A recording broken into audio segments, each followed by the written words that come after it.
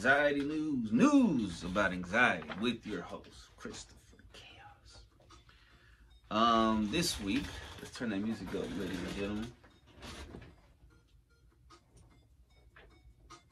Sometimes the beat is low, sometimes it's high, but it's all good, and I know why.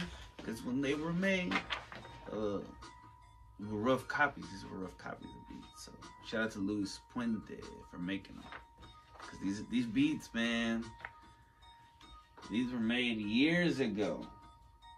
Decade, at least. A decade. Not two. Lose track of time.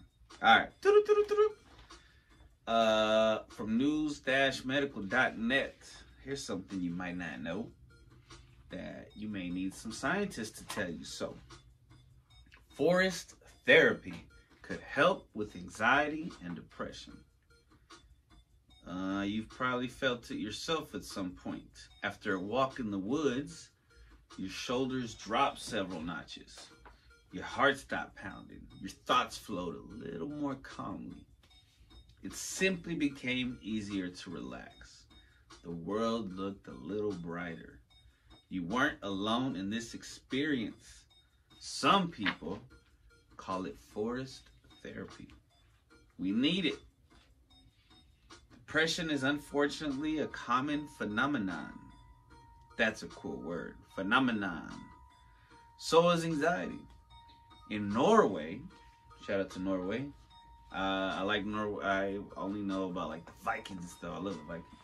Approximately 1 in 10 people will, and I know that's like a long time ago, but 1 in 10 people will experience anxiety or depression in the course of a year. Often, these two disorders occur together. Worldwide, 264 million people suffered from depression in 2020. Now, 2020 was an interesting year. It was a pandemic year, or plandemic, whatever you want to call it.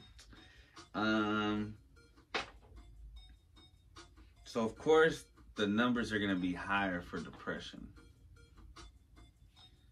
And, you know, just keep that in mind. New research from the... Now, I would like to go to Norway, I think. I don't know.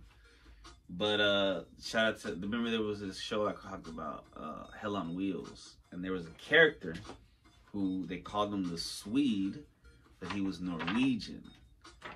And I always remember that. I know I'm R-worded a little bit. Or A-worded, I don't know.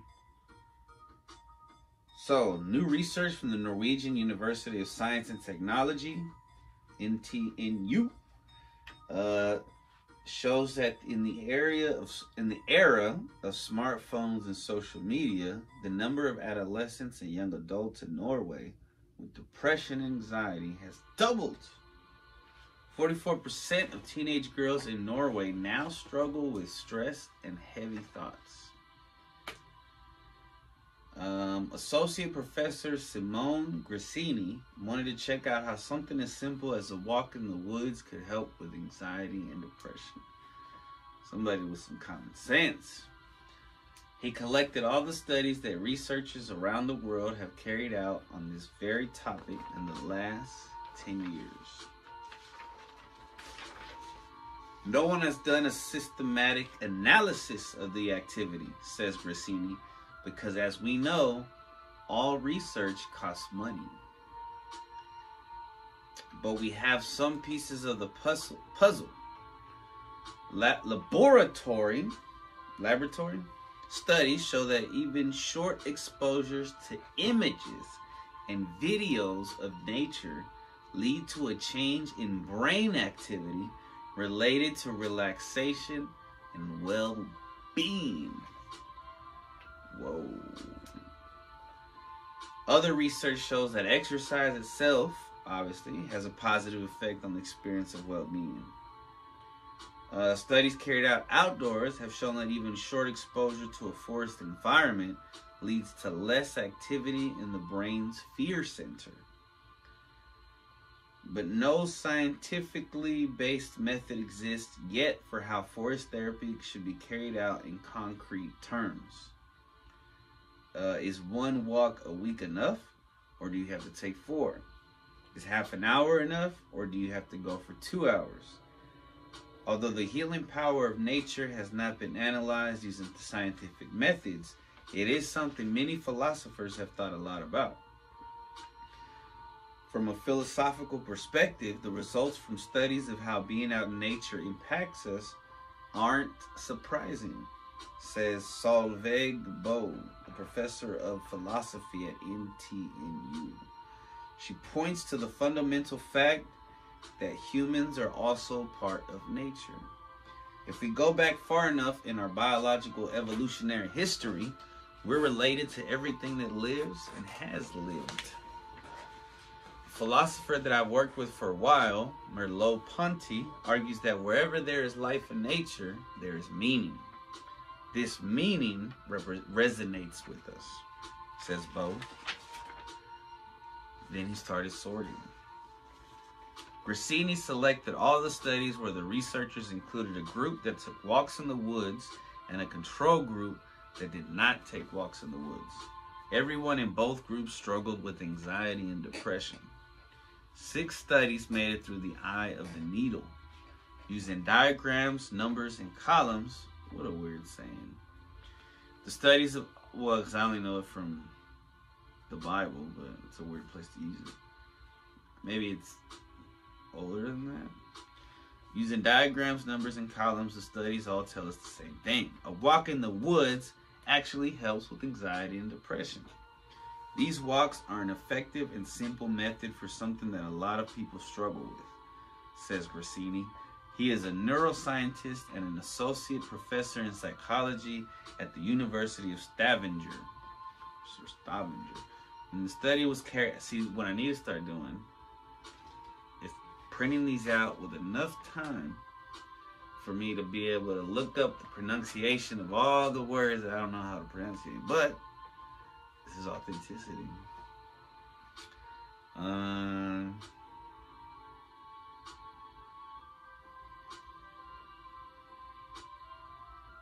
When the study was carried out, he was a researcher at NTNU.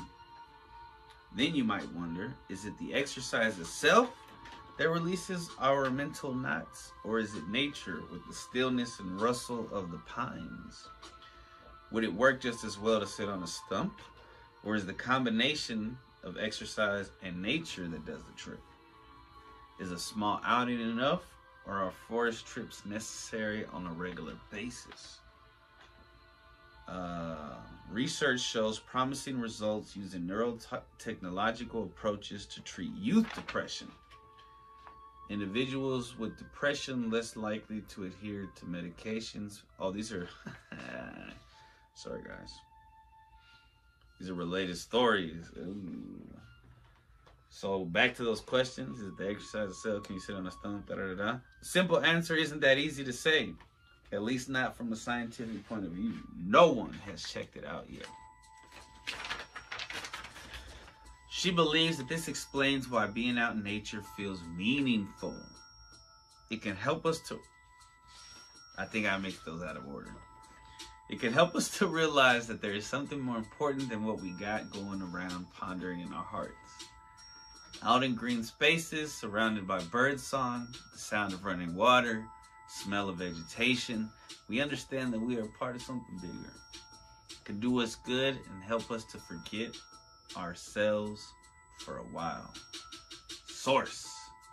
That says Bo. Source, the Norwegian University of Science and Technology. Sorry guys, that was fucked up the way I read it. And I think I did mix, because when I printed it, I didn't put like page, and then I think they got mixed up. For sure they got mixed up. Anyway, moral of the story is, step out into nature. If you're gonna exercise, it's better to exercise outside. But I think that they haven't concluded yet, but I think they're insinuating that probably just being, because they said, there was a study that said that just looking at it on the screen can make you feel better. So imagine being in a forest. Nature can help with anxiety. Whew, after that fuck up, I need to take another break, because these next two, oh, but I think you're gonna like them. So am I, because I haven't read them yet.